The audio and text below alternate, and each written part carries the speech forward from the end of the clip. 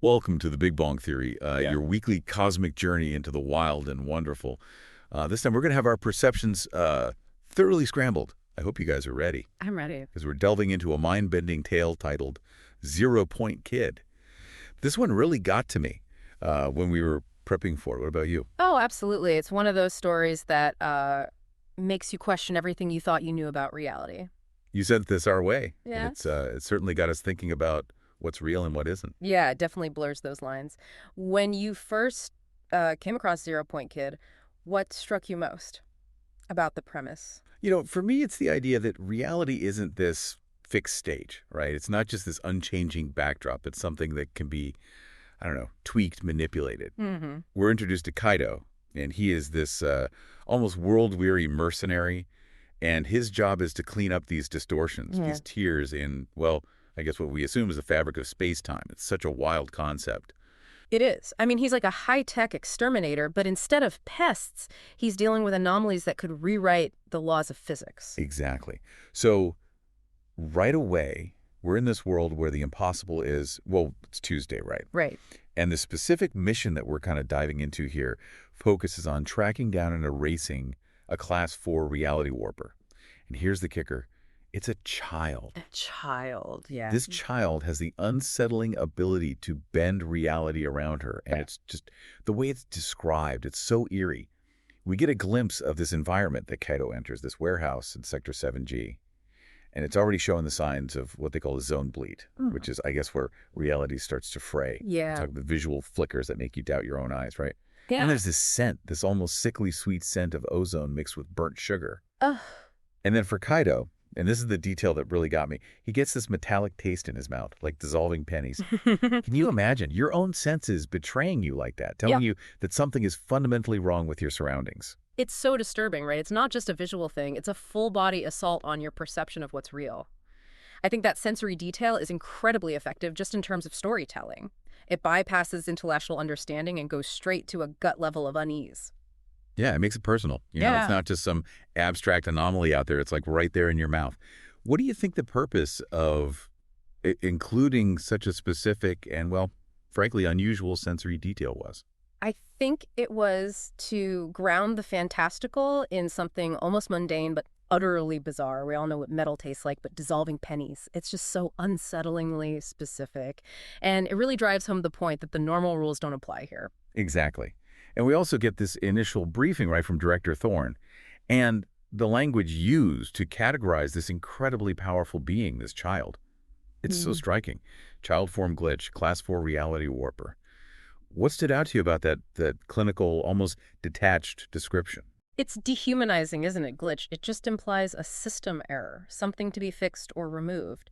And pairing that with child form, it immediately prioritizes the danger over the individual. Right. It's like they're deliberately trying to objectify this child to make it easier for Kaido and the organization he works for to see her as a problem to be solved, not a person to be understood. It's a way of othering, you know. Exactly. This kind of detached categorization, we see it all the time in different contexts. When people are trying to distance themselves from something or someone they deem threatening, it creates a distance and I think can justify actions that might otherwise be ethically questionable. It really does. It makes you wonder about the organization's underlying philosophy, Yeah. you know, and what their definition of normal is. Yeah, absolutely. As we follow Kaido deeper into this warped environment, this strangeness just escalates. I mean, we see dust motes behaving like miniature galaxies. Right. The very floors beneath him seem to shift and change texture. And then there's this image, this swing set moving backward in time. It's as if the fundamental laws of physics are being rewritten. What do you think? When you consider these escalating anomalies, what do they tell us about the nature of this reality warp? Well, I think the progression is interesting. It starts with the almost beautiful, right? The dust motes mimicking galaxies. There's this hint of playfulness there, like reality's being rearranged in an artistic way. But then it moves to the physically disorienting, the shifting floors, that sense of instability, and then the swing set moving backward in time. That's just a whole other level. It's a violation of our ingrained understanding of how time works. It suggests that the child's influence isn't just spatial, it's temporal as well. Playfully dangerous, as we said earlier. Absolutely. And all of this is emanating from this one child. It really forces you to consider the sheer power at play here, and the fact that it seems completely unintentional on her part. Right. Now, as we kind of draw to a close here, I'm going to take a step back and think about the bigger picture. Yeah. What does this story say about the nature of reality itself? Okay. Is it this solid, unchanging foundation, or is it something far more fluid? I think that's the core question, isn't it? Our everyday experience leads us to believe in a stable, objective reality, something that exists whether we're perceiving it or not.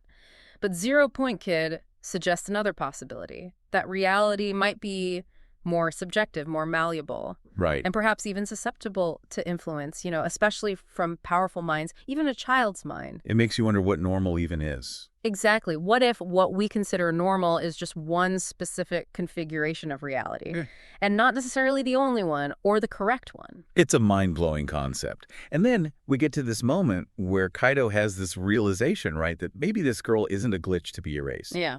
But, a raw, untamed piece of reality pushing back against this rigid, almost manufactured order. It completely flips the script on what's normal and what's aberrant. It's like, could these so-called glitches actually be glimpses of something more fundamental, something we've been conditioned to ignore or suppress? It's a powerful idea. What if these breaks in our expected reality are actually moments of truth, where this underlying, more chaotic nature of existence is bleeding through? It makes you think about the potential cost of our obsession with control, with order. Absolutely.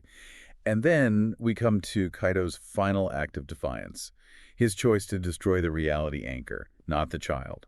What do you think motivated that? I mean, was it a memory, something from his past? Was it a sudden realization, a change of heart?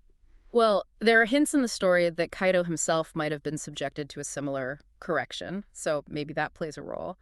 But even without that, his decision speaks to our capacity for empathy. Yeah. That recognizing that something is different, that it deviates from the norm, doesn't mean it needs to be eradicated. It's a beautiful sentiment. It is. And it challenges the very foundation of the organization he works for, this idea that they have the right to define reality for everyone. Exactly.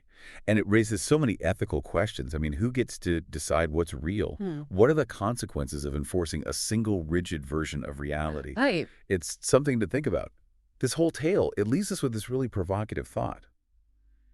If you were given a glimpse of a reality beyond the one you know, even if it was chaotic, unpredictable, would you try to erase it? Or would you be compelled to explore it, to see what else is out there? That's a great question to leave our listeners with. I mean, what if the boundaries of reality are far more porous than we imagine?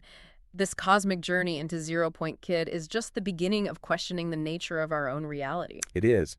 Keep pondering, keep questioning, and join us next time for another mind-bending adventure right here on the Big Bong Theory podcast. And don't forget to rate and follow the show for more world-bending tales. See you next time.